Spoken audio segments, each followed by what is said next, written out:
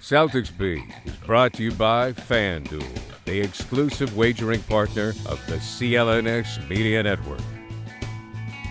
What's up, everybody? Welcome in. It's Celtics Beat, and this is a special one. It is, not just because the regular season is winding down, but because while the NBA playoffs are right around the corner, for those that were paying attention, I know it's a very small percentage of you, very tiny, but the Celtics Beat Invitational, the Fantasy Basketball League, first annual, I call it that, not knowing if it's coming back next year, the first annual basketball league, it is finished. We had our championship this past week, and we are joined by a good friend of the program and also a man who absolutely blew doors off my team in the finals. Everybody's team.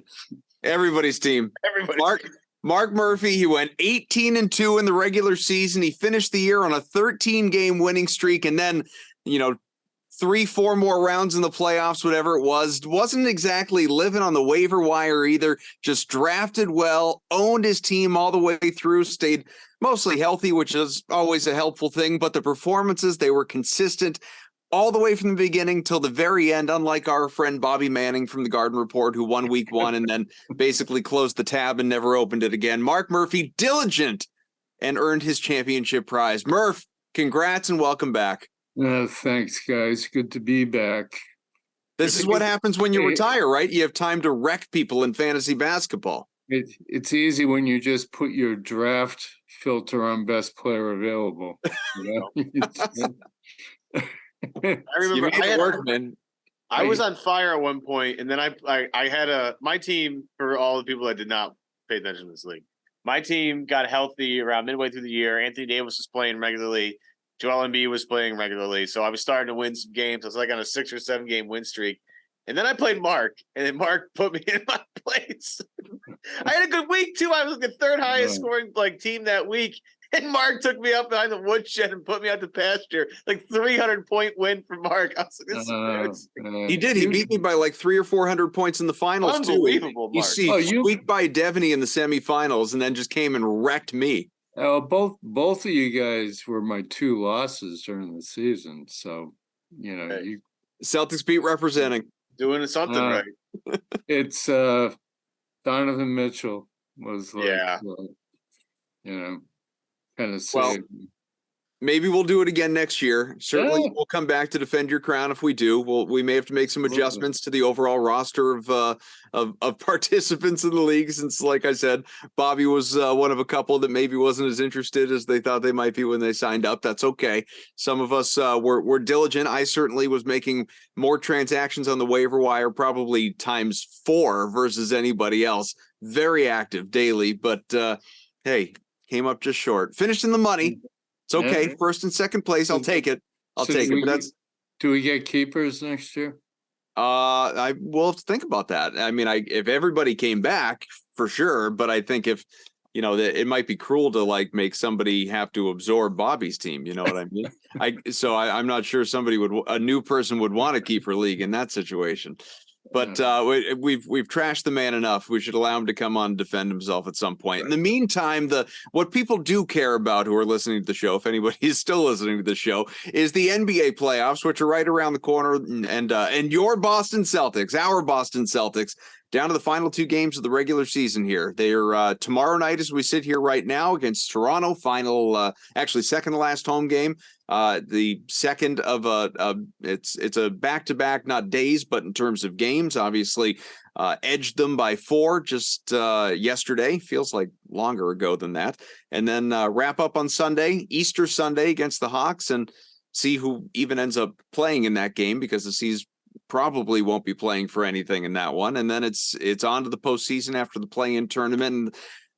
And we've all got thoughts, and I would say the prevailing conversation on our text thread that Evan and I will constantly refer to on this show, that goes on a daily basis and all throughout the day, talking all things C's, Murph, is, well, who scares you? It's, we're confident in the Celtics, especially if they're healthy, but who frightens you? Who do you not want to see? And I think most people would agree that the Bucks petrify and should. They certainly are the number one team that not only literally the number one team in the Eastern Conference, but the number one team that would frighten me as a Celtics fan and does. But the idea of getting the Heat in the first round, which may come to fruition, is not sitting well with me either. So you tell me, how should the Celtics be feeling going into the postseason? How should Celtics fans be feeling? The Bucks are the Bucks, and they know. I think they have a pretty good game plan for how to play the Bucks. I mean, they know how to defend Embiid. They probably have the guy who has more knowledge on that subject than anybody, in Al Horford. It's just one Jimmy Butler jumper, and what is the situation like last year? Mm-hmm. I think the Heat are just very, very uniquely give them fits. It's the way they defend. And they have guys who can really go off. They haven't been consistent this year, but I just think they're kind of a problematic matchup.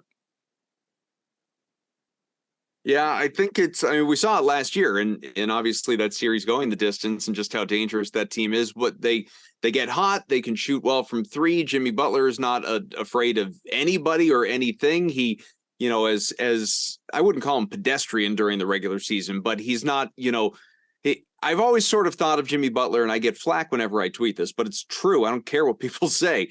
Right. He's a guy. He's not a superstar by your traditional definition. He's an all-star. He's obviously an excellent player. Has plenty of huge games. Has good averages in the regular season. But he is a guy who plays like a superstar in superstar moments. And what I mean by that is in the playoffs, when you need him, I know he missed that jumper that you alluded to before, but generally speaking, Jimmy Butler shows up when he has to show up. He's got it in the veins, man. I mean, there's no fear. Spoelstra's obviously an excellent coach. I think what you said is true. They are just a very good matchup. We've seen it time and time again, be it regular season meetings or series. And just collectively, they're one of those teams that doesn't give a crap. And I say that out of respect. They're a team that just comes in and it's like how we used to talk about like the Ravens when they would come in and play the Patriots. There was no fear of Tom Brady or Belichick or anybody on the other side. That's how the Heat are when they go against the Celtics. And I'm not saying the Celtics are those Patriots. They haven't won anything in the big, grand scheme of things. But we talk about this team like they're elite and supposed to be, the class of the Eastern Conference, and the Heat don't give a damn. No. I mean, Tyler Hero can still come out and kill you in the fourth. It's Max Strus. Yes. They produce shooters. They're like what the Pittsburgh Steelers are to wide receivers. Miami is to guys on the wing. It's just. And it's a weird thing, but keeping a guy like Udonis Haslem around just really gives them an edge. They sort of inherited his personality. I mean, it's just sort of the way, he's not a guy who has an impact that way, but he has an impact in all of the subtle stuff. Can I jump in here, though? Because if let's just take a step back for a second, right? If you look at just some of the team ratings, this is per Basketball Reference. Mm-hmm. Look at some of the adjusted ratings for teams on an offensive standpoint this season. Sacramento leads the world, 120 points per 100 possessions. Their offense is unbelievable. We've seen it firsthand with the way they use Sabonis and as like a kind of a point forward, and Fox has been super clutch, and Herter, like they have an awesome offense, right? Well, if you scroll all the way down to number 25, you're going to find the Miami Heat at 113.79 points per 100 possessions. That's 25th in the league in offense, just barely above the Charlotte Hornets, the San Antonio Spurs, the Detroit Pistons, the Houston Rockets, and the Orlando Magic, right? So they're just slightly better than four teams who are trying to lose as many games as possible. And the Orlando Magic were a young team learning how to win, right? There's that. Defensively, right? In terms of defensive possessions, Miami still up there. top 10, 114.47 points per 100 possession on the defensive side. That's good for a top 10 mark at number 9. So their offense is bad. Their defense seems to muck things up. Boston's offense is terrific. Boston's defense is terrific. They're tops in the league in both ends.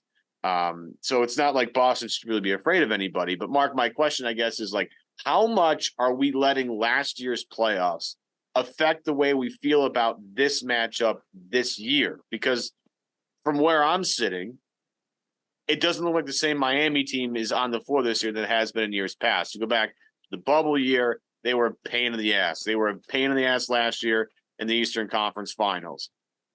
Is it reasonable to not expect that'd be the same? They would not be the same pain in the ass if they met in the first round this year.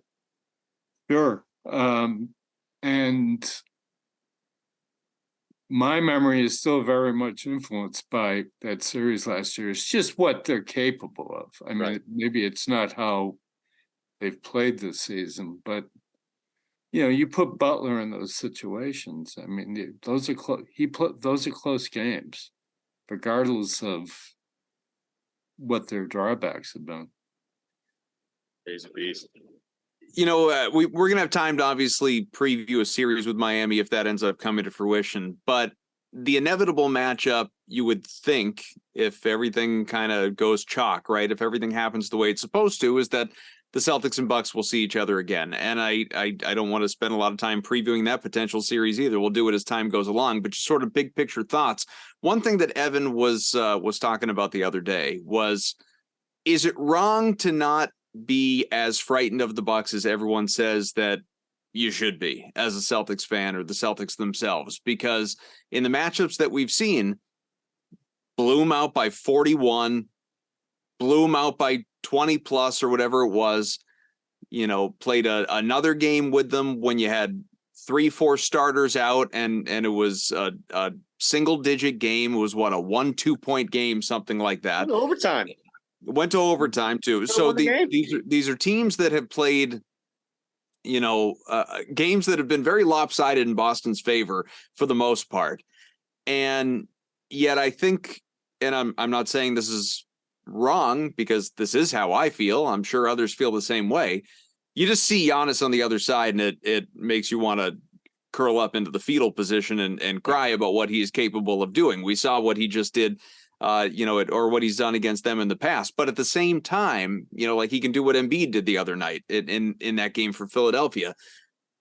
But if they're not fully healthy, for one, like if Middleton's out and you see a version of them like you saw last year, Boston automatically has an edge, I would think. Whether they'd be favored in the series or not, I don't know. But I guess I'm rambling here, but I guess I wonder, do we make more of Milwaukee because of Giannis than we actually should because of how well these teams actually do match up in Boston's favor or have so far? Yeah, it doesn't worry me them playing Giannis as much as, say, playing Curry. I think it's a rough ride. It's a great team, but they're comfortable in this matchup. They know how they have to play. That's not the team that scares me in the East. I think that you have Embiid putting another 50 on you. I think you get something to worry about. And I think, you get past Rob Williams, it's not going to work with Luke Cornett out there in that series. It's just not. So I'd say the Sixers worry you? No, seriously, like the Sixers don't scare me at all. Yeah, I think Embiid's having a great season, and I think he can get there. I don't think he can do it alone. Embiid is terrific. He's the MVP. And I know he's not alone. He's got Harden around him and he's got a good supporting cast. Yeah. But man, he chokes or his team around him chokes when right. Whatever at the biggest moment, the biggest stage. How many playoff series has he won? Until they don't, I mean, he is as big a threat to break through as anybody in this league. Really. I mean, maybe this is when he does put him on his back. I mean, it's really on him in that respect. But and I think I've never been a Harden guy, but watching Harden this year, that actually works. I think that's a nice combo. I think Harden finally gets it. I don't know. Do you say that? But It's hard to say. but I see a lot more. I just think that the Celtics, they're very comfortable with that Philly match, with the Milwaukee matchup. I think they're comfortable with both, Mark. I think they're comfortable with Philly too. I don't think they sweat Philly too much, considering how much success they've had against them previously. Yeah, true. But there's part of me that you guys talk about thinking back to last year. There's part of me thinking back to last year. It's I think they're capable of stumbling in both situations. Yeah, I think health is going to have a lot to do with that. But with the Philly thing, Embiid was unbelievable in that game. As much as some people want to knock the fact that maybe he wasn't as great on defense, I think he was just conserving himself on the offensive side because he knew that he was the only guy that had it that night. And even with Embiid's 50 plus, it takes 3 PJ Tucker corner threes to go in to really beat the season that game. If PJ Tucker doesn't hit some shots, Philly loses that game. And then at that point for Philly, it's like, well, this team swept us in the regular season. Embiid had his best game, maybe not the best game of the season. It was one of them. He's had better games. I think he had a 60-pointer earlier in the season. Imagine spoiling a 52-point game from Joel Embiid. I think with Philly's issue, in my opinion, has always been they've never had a guy that can guard Jason Tatum or Jaylen Brown. And they really still don't after they ship Tybal out. And it's not like Tybal's going to be the stopper, but at least he was a wing defender you could throw at both of those guys. I look at their roster, and I know that's why they brought in McDaniels. They have who's the guy they got from Memphis, the guard there, Melton. Anthony Melton's a good, decent defensive player. That's kind of why they brought him there. But I look at that team, and I just don't see a single guy that can hang with either of those two wings for the Celtics. And Boston collectively has more firepower with Derek White, the way he's playing. Malcolm Brogdon's playing extremely well recently. Al Horford is good for a couple threes a game. It's boiled down to this for me, and maybe some people don't have the same clarity as I do. And I stumbled at this. If Boston doesn't trip up and beat themselves, the Celtics are going to win the finals. I think they're the best, most talented, most complete team in the NBA. I think there are teams that can give them trouble. I think Denver's a real problem because of the way Jokic does everything. I think the Suns, if they're healthy because they have Kevin Durant and Devin Booker on the same team, they're going to be a problem. Giannis is always going to be a problem. I don't care how comfortable you feel against that team. He's just a nightmare. But outside of that, and the Warriors making some miraculous run to the NBA Finals, if you're the Boston Celtics, and I know this might sound really like homerish and really, it might feel like I'm looking down or demeaning other teams. I think Boston has done a really good job taking a look at what they needed last year and said, oh, we need a little bit more playmaking. Here's this guy. Oh, we need a little more defense. Here's this guy. In a year of getting Derek White comfortable in the system and a little bit more confident in his jump shot has turned him into an irreplaceable member of their guard rotation. Derek White, I was very, very, very pro Derek White trade last year. I know there were several people that were not. But everybody that has watched Derek this year and said it wasn't a great trade is eating pro this year because Derek White's been tremendous. Again, I don't fear Philly like at all, and I fear them even less after the loss the other night, even though Embiid was unbelievable. It's like, well, they didn't have one of their big guys in the game, and Jaylen Brown didn't play. Like, what did you expect? Right. I don't know. One team that I don't think is on the fringe at all is Cleveland. And I think Cleveland poses some really interesting matchups for the Celtics, especially inside. Yeah. And when the Celtics get beat, I mean, the paint in the glass is part of where it happens. I mean, Donovan Mitchell is going to go as big as anybody. Yeah. He's had a great season. And for some reason, Boston has a hard time beating Cleveland. What are they, 1-3 against Cleveland this year with 3 overtime losses? Yeah. Cleveland gives them a hard time. And if, like, I think it's Okoro on the wing, if he's in threes, because he's a good player defensively, if he's in threes, Garland's a good player. Mitchell's tremendous. Yeah.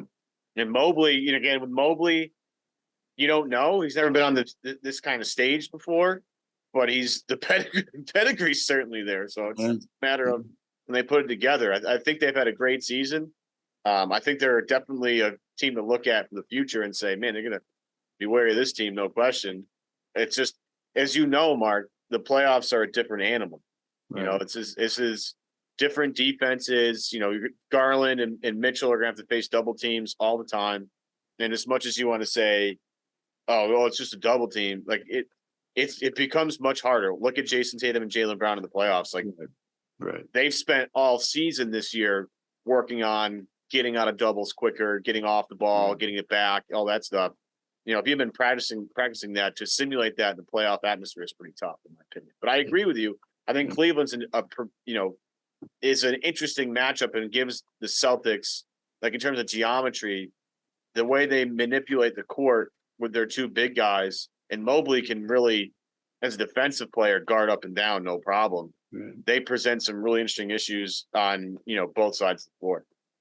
All right, let's take a quick break. Tell the people about our good friends, our sponsors, because soon enough, real soon, people are going to be starting to try and win a little bit of money around the NBA playoffs, especially around our beloved Boston Celtics. Well, it's not just that, Adam. Grand slams, no hitters, and double plays are so back at this point. There's no better way to get in on the MLB action than FanDuel, America's #1 sportsbook and official partner of Major League Baseball. New customers in Massachusetts can get in on the action with $200 in bonus bets guaranteed when you place your first $5 bet. Just sign up at FanDuel.com/Boston. That's FanDuel.com/Boston. Finally, we can all bet on our favorite sports, and money lines, the point spreads, player props, and more. And again, super easy, right? If you're on the app, the FanDuel Sportsbook app, once you put your $10 deposit in and you bet $5, you get that $200 the free bonus bets. Then all you have to do is take that slider and make it green, and now you're drawing from your $200 in bonus bets. I did it today with the Masters tournament. Trust me, I'm on a few guys. I'm on Scotty Scheffler. Great day for Scotty, even though he missed some putts, left some putts out there. Still had a great day. Jordan Spieth outside of the one shot from the woods where he tried to green it in 2. He ended up in the water. He had 7 birdies on the day. Great day for him. I'm still rooting for Max Homa, 33-1. Not a bad bunch there. But let's make it baseball related. Why not? It's a little bit more fun considering they are the leaders of the official sportsbook partner of Major League Baseball. I want to scroll all the way down here, Adam. Player specials on the Major League Baseball side for you Red Sox fans out there.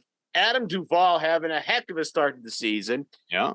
Off to a great start. Couple of home runs so far. If you think Adam Duvall, lead league in homers, he is plus 10,000 to win the home run crown. I had to make sure I had all the zeros in there. It's plus 10,000 from Adam Duvall. That means $100 makes you a clean $10,000. Great odds, if you ask me, considering the fact that he's off to a terrific start. But there's a lot more to talk about, of course, when it comes to FanDuel. So bet now on an app that's safe, secure, and super easy to use. Do not miss your chance to get $200 in bonus bets. Win or lose. Can't lose. It's awesome. Visit FanDuel.com/Boston. Make every moment more. FanDuel, the official partner of Major League Baseball. 21 plus and present in Massachusetts. First online real money wager only. $10 first deposit required. Bonus issued as non-withdrawable bonus bets that expire in 14 days. Restrictions apply. See terms at sportsbook.fanduel.com. Hope is here, folks. GamblingHelplineMA.org. That's GamblingHelplineMA.org. Call 800-327-5050 for 24/7 support. Play it smart from the start. GameSenseMA.com or call 1-800-GAM-1234. Murph, you jumping into the mobile betting at all, or are you just taking no. people to the woodshed with the season long fantasy? Man, I just retired. I can't do Time. that. Time. That's for sure. It's we're playing. We're getting some friends together. We're playing dominoes. That's there you go. Yeah. High That's risk. That's where you're sending your cash. High stakes table. Yeah, but yeah, how much does that ballpark help Duval? So Yeah, far, he has been magically. oh, loving the wall. Although he homered again today in Detroit. Left So center, baby. 400 plus feet. Yeah. he's going away anywhere. Hey, as we chat, I realize people won't be listening to this show in real time, but the Bruins just won in overtime. So now big win for the Bees.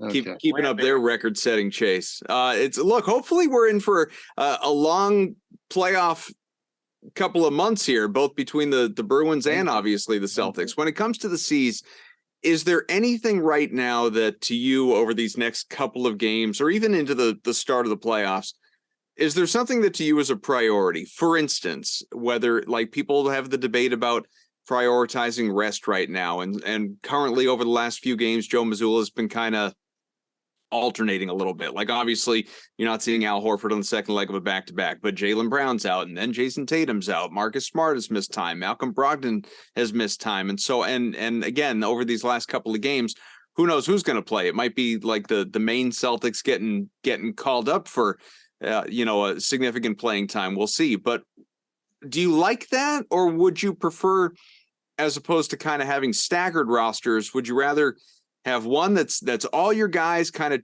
treat it like a playoff dress rehearsal and rotations and the starters and what it's going to look like, and then the other game can be, the preseason game where nobody plays?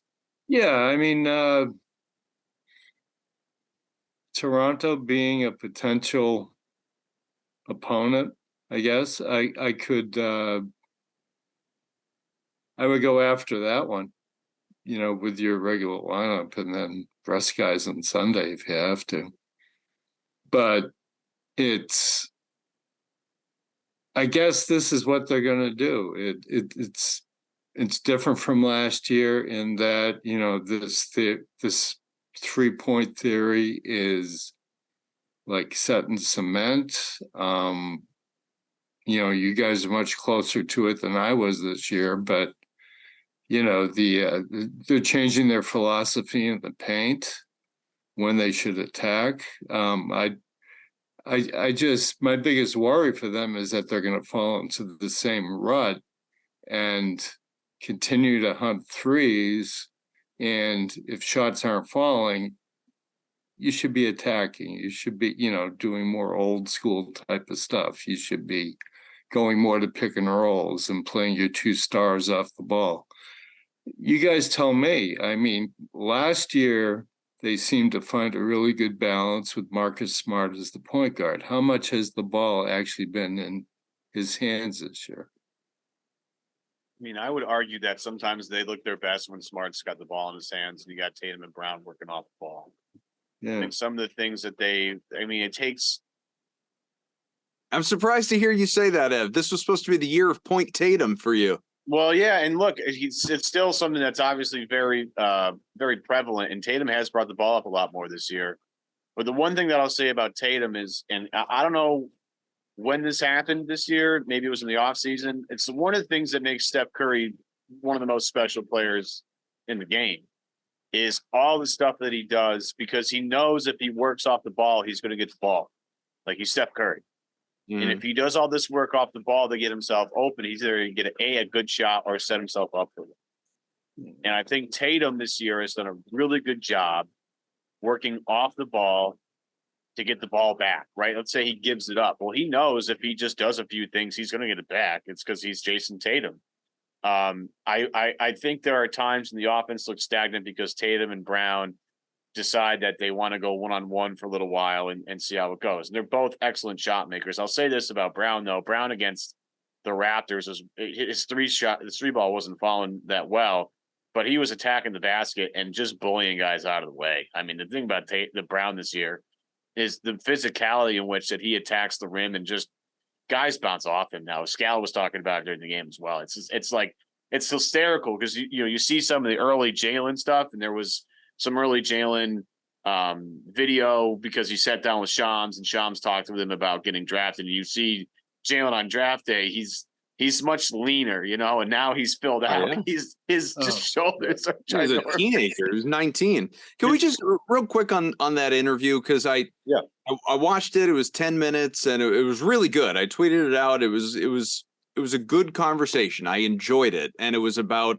like Ev said, from coming into the league and being drafted by Boston and relationships, be it with Smart or Tatum or others, and legacy, all of it. It was a good conversation.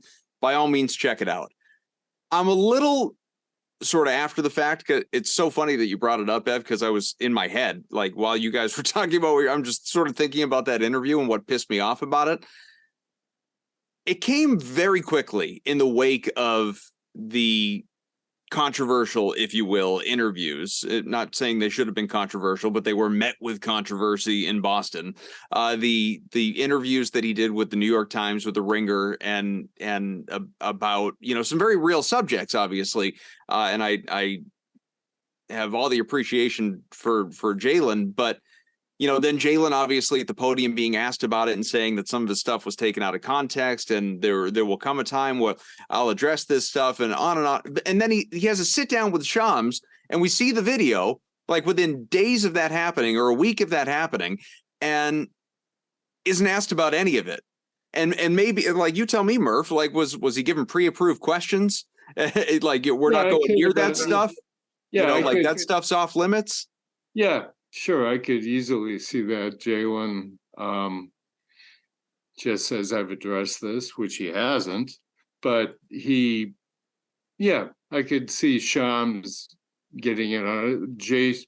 Jaylen obviously is someone on his behalf is approaching national media outlets, so he's this is some kind of a plan, but the part that's weak is, well, it was taken out of context. There'll be, I want to set the record straight. I'm just not going to do it now. Well, that's pretty weak. Yeah. And then he has the interview with Shams, which is a perfect forum to be able to clear any sort of air or clarify anything that he wants to clarify. And look, not you guys, like anyone listening, don't take this the wrong way. I love Jaylen Brown. I want him to be a Celtic for life. Yeah. But you can't kind of talk out of both sides of your mouth with that stuff. Right. It's, that's, and I don't know, it just it's disingenuous in many ways. And that's, I don't know, kind of, it didn't really bug me in the moment because I was sort of captivated by the interview. And then the more I thought about it after the fact, it was like, wait, well, I enjoyed what we heard, but what didn't we hear? Oh, yeah. I mean, he's setting his market. He's anticipating a very big free agency period. Mm-hmm. I could easily see him going somewhere else. Absolutely, I could see him go to another team. That's fair. But I hope not. Can I push back on this for just a second? Please.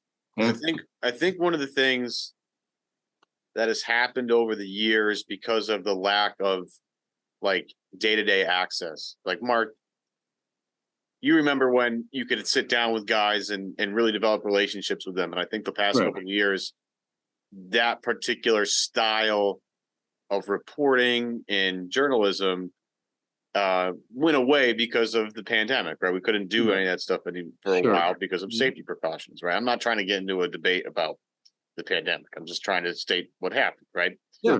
Yeah. So now that we have locker room access again, I want to highlight Jared Weiss. I think Jared did a great job in asking Jaylen, I think, a very good question. And I think if you didn't hear it and didn't hear the way Jared phrased it, you wouldn't understand why it was important the way he said it. And I talked to Jared about it, and I complimented him on the phrasing of the question, because to me, Jaylen said some stuff, and obviously, when you have articles to write, you can pick and pull what quotes you use, et cetera, et cetera. he cannot control what everybody uses for quotes. He just has answers. Now, look, he might answer questions honestly and then look back and be like, dang, I should have not done that or whatever. The one thing I think that Weiss brought up that I thought was interesting, again, was the phrasing of the question. It was, Jaylen, I'm paraphrasing, it was, Jaylen, how exhausting is it, or how annoying is it, or, how hard is it to have all these things said about you and not answer all of them and try and keep the focus on basketball? Because he's been asked a lot of the same stuff recently. And it's like, what do you mean by this? What do you mean by this? And he's like, it feels like it takes a lot of energy to answer all of these questions. Yeah, that's a great question. And Jaylen said, you know what? That's, it's hard. I can't answer everything and keep my focus on basketball, because at the end of the day, these guys are on a team to win basketball games. And I truly believe that him and Jaylen really care about winning basketball games. I think they all do. But I think those two guys specifically, because they're the leaders of the team, talk about how they care about winning a lot. I mean, whenever you sit them both down in an interview, they're like, hey, like there's that great interview. I think it was maybe before last season, where Jaylen and Jason are both sitting down, and Jaylen looks at Jason and goes, hey man, you want to win? He goes, yeah, I want to win really bad. He goes, see, he wants to win. I want to win. I think we're going to be a great match. Right. Yeah. I think they really because Tatum doesn't really do a lot of talking anyway. Tatum's focus is on basketball. His focus is on basketball and deuce. That's it. That is Tatum's lifestyle. Well, and celebrity and commercials and marketing and part of this. Part of the gig. I'm thrilled. I'm not condemning it. I just mean, like, let's not pretend that's not a huge part of his life. No, it is, but which is not a part of Jaylen Brown's life, hardly at all. No, but I thought the question of how exhausting is it to, try and focus on basketball and do all this other stuff simultaneously, and right. Jaylen talked about that in a great answer. It wasn't like this BS answer that, Mark, you're used to this, of like coach speak or player speak of like, just trying to focus on the game one at a time, blah, blah, blah, blah, blah. This was a real legitimate answer. Right. And I thought that it was a little enlightening to the mind of Jaylen Brown. And I think we've lost that connection, right? You can't develop that connection with a Jaylen or a Jason or an Al, and how to really talk to them to get them to answer questions specifically without that relationship. So I think what has happened over the years is, we just ask these guys like, how was it going tonight? How'd you feel tonight? Like this is generic answers. Yeah. This was a real question that took real thought in terms of how Jaylen would answer this question. How do I get this answer out of Jaylen? I thought it was great. I think what happens is with these national ones is you're asked about, similar generic questions all the time. And Jaylen has answered a lot of these all the time. And like one of the things I found funny in the interview, Kaufman, is they asked him about the All NBA thing. Yeah. And the team, he was like, they were like, so how do you feel about this All NBA thing? Are you a guard? Are you a forward? He goes, well, the team wants me to say I'm a forward, so I'm going to say I'm a forward. Which he said the team and media. Yeah. Which shout out Greeny, who tweets out Jaylen Brown as a forward every single day. Yeah.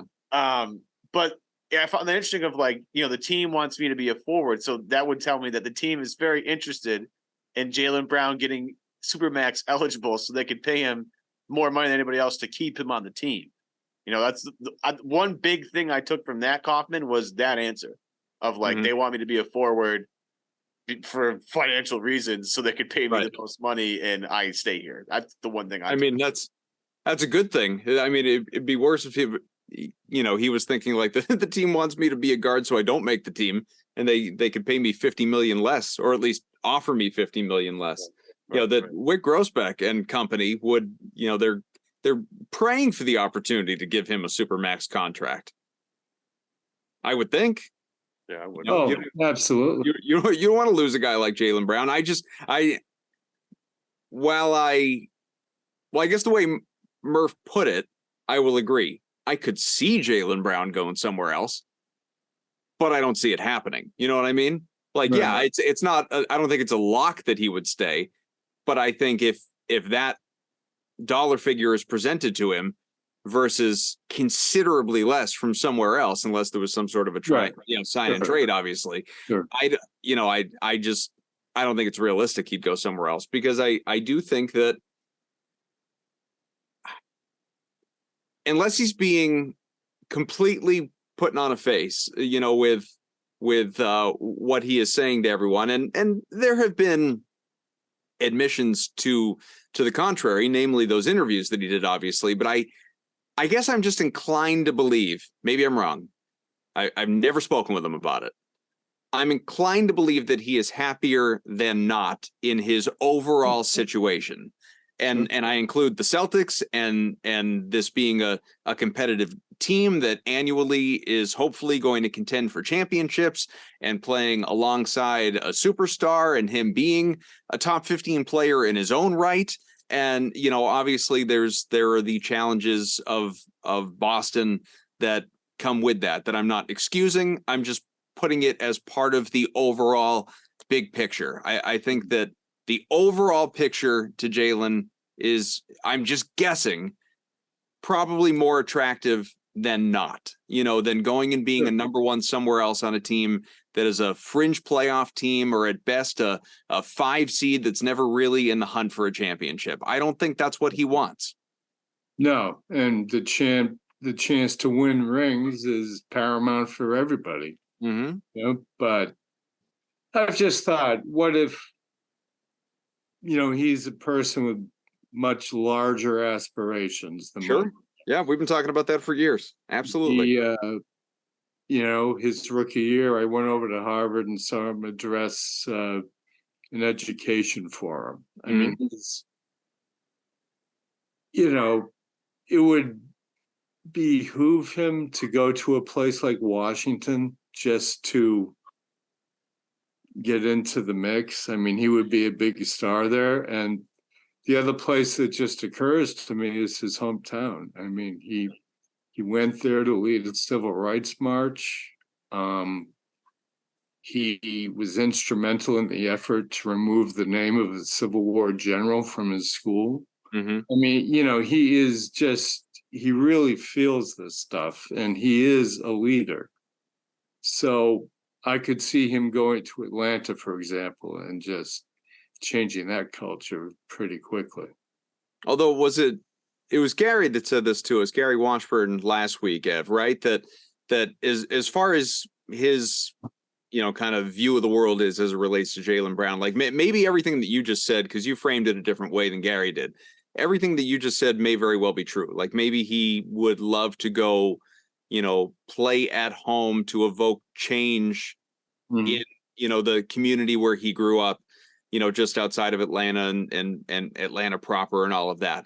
What Gary was saying was, I can't imagine Jaylen Brown grew up dreaming of being a Hawk. Like it's like, like it's important. Yeah, right. Like it's important by the end of my, in the same, like he was saying, if St. Louis had a basketball team, that by the end of Jason Tatum's career, he would want to play there at some point. That would be very important to him.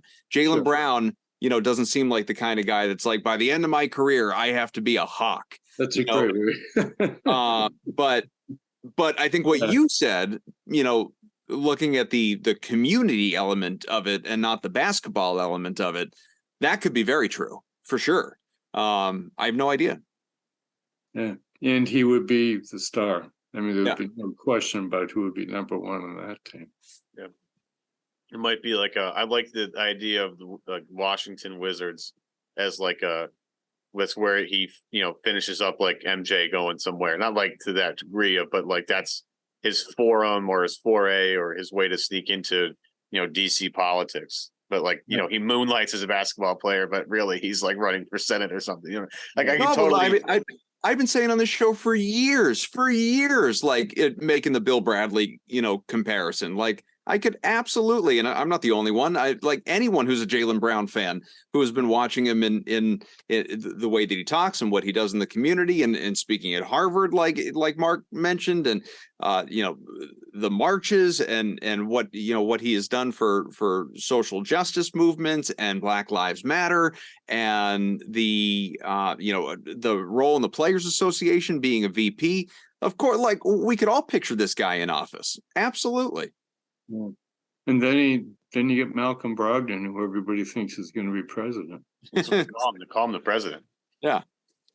Guys, well, they're both the Celtics for some reason have this weird trend of having guys become VPs, the Players Association between Are we including Kyrie? Kyrie, Jaylen, Malcolm, and now Grant Williams. Yeah. Grant, They take that seriously, which is awesome. I think it's great that they want to, help pave the way for future players and getting them more benefits and helping the WNBA, by the way, trying to help out another league, gain a little more footing in terms of, overall revenue, et cetera, et cetera. I think it's great that they look out for their fellow players like that, especially when you have, you're in the shadows of Bill Russell, who's done more for basketball players than any other person on the planet. It's nice that tradition continues to live on through Celtics players. I would argue, though, and this might sound a little controversial, that Jaylen Brown, and I love Jaylen. Jaylen, again, I just defended the fact that I think he's, we're maybe taking him out of context, right?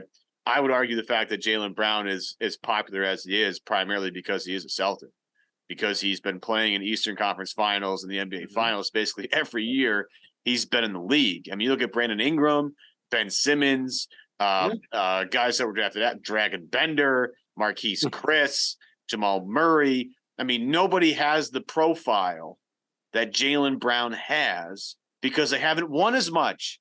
I mean, Jamal Murray's a hell of a player.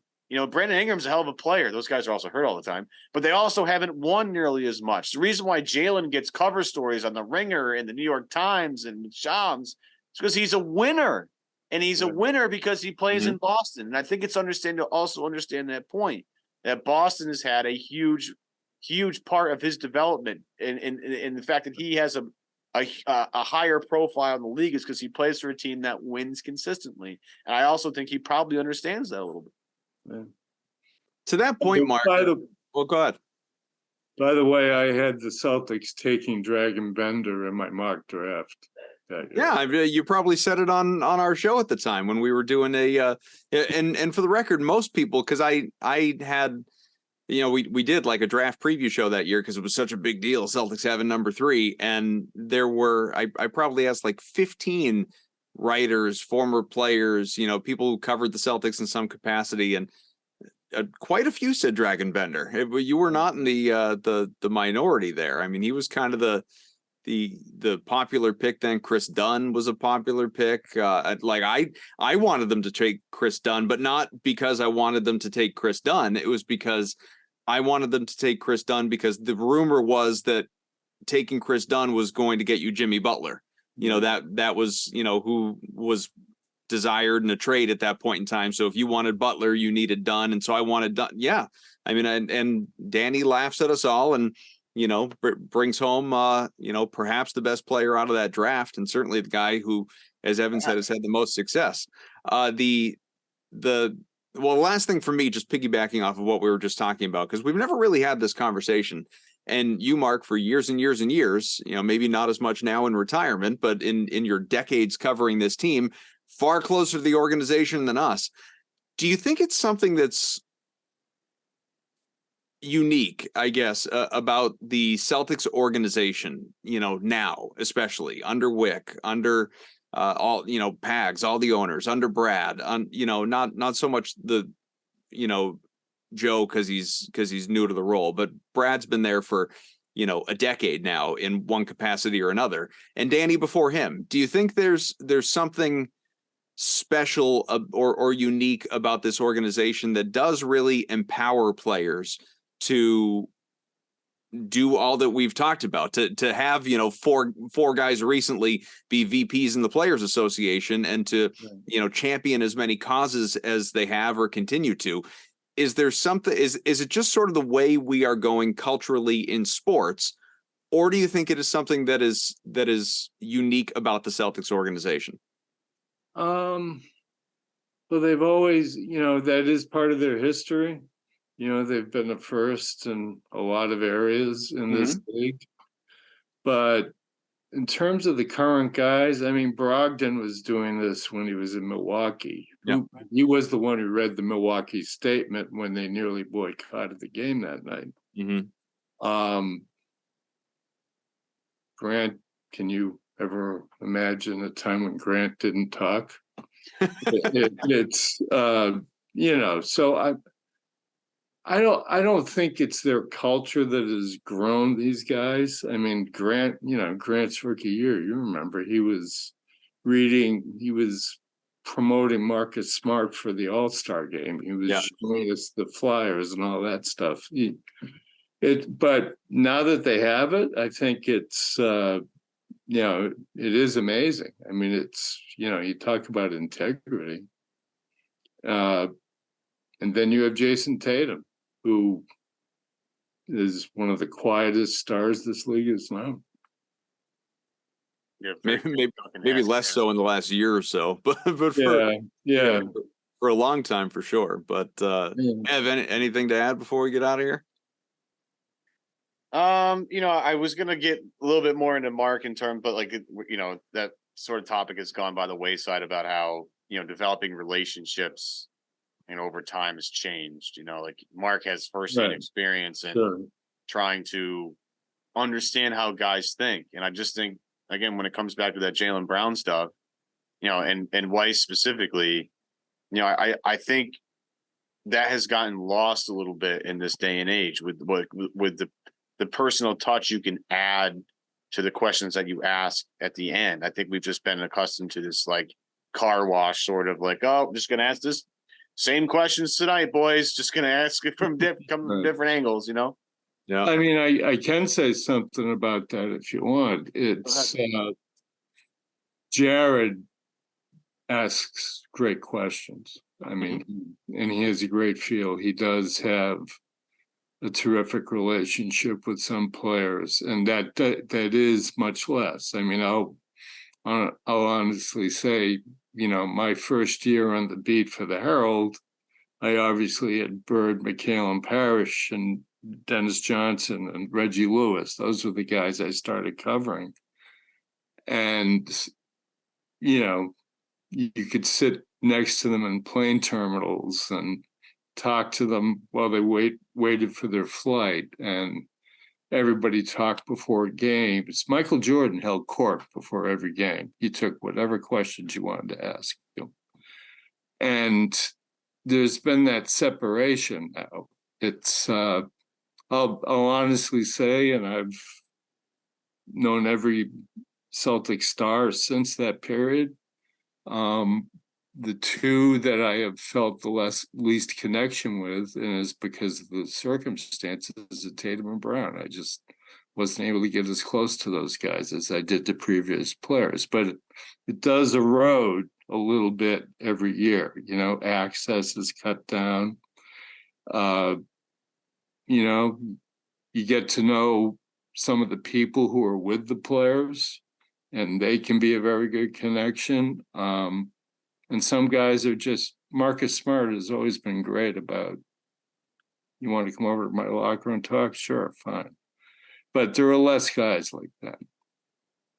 Well, I think I'm guessing, not knowing firsthand like you, but I'm assuming a part of it too is not just the eroded access, that started with the pandemic and has only, continued, but also just technology and social media.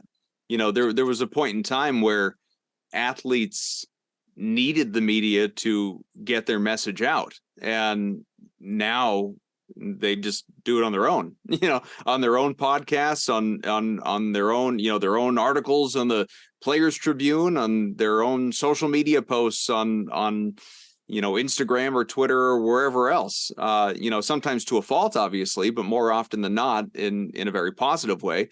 And it hasn't lessened the need for, beat writers or columnists or talking heads, but it's changed the job considerably.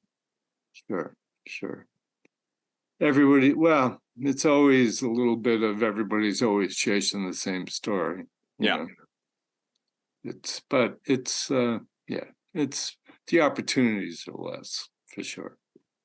Well, what we're chasing is the postseason, because next week, that's where we're going to be. Playoffs, getting ready for who's going the Celtics opponent going to be. Maybe by that, I haven't looked at the overall postseason schedule with the play-in tournament and all of that. Maybe by the next show we'll actually know who the first round opponent is going to be. I hope so, and it'll be fun, something to preview. But Murph, we haven't had you on in a while. We have been, Thank you.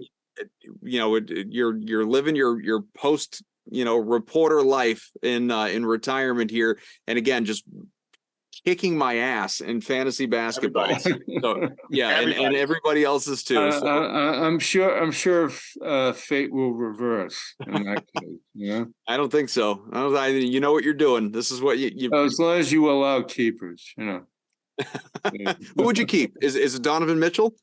Oh yeah, your proverbial MVP. Well, and Giannis. Depends. It helps when you have Giannis, trust me. Yeah, you see? Yeah, it gets tricky. I remember looking at Mark's team, I was like, oh, wait, there's Giannis. I'm totally screwed. No, I'm done.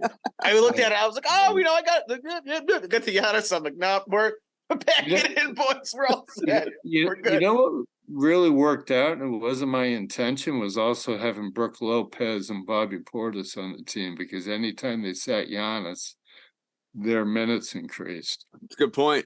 Called smart drafting, Mark. Yeah, take credit for that. Don't say that was an accident. Yeah. All right. Thanks to Murph, Dev. I'm Adam. Thank you to all of you for watching, listening, rate, review, subscribe wherever you find your podcasts. All of that good stuff that we always tell you long after you're probably tuned out. Thanks for hanging with us. The regular season's 2 games from being in the books, and then it's on to the fun part. A couple months of playoffs. I hope. We'll talk to you soon. All right. Take care, guys.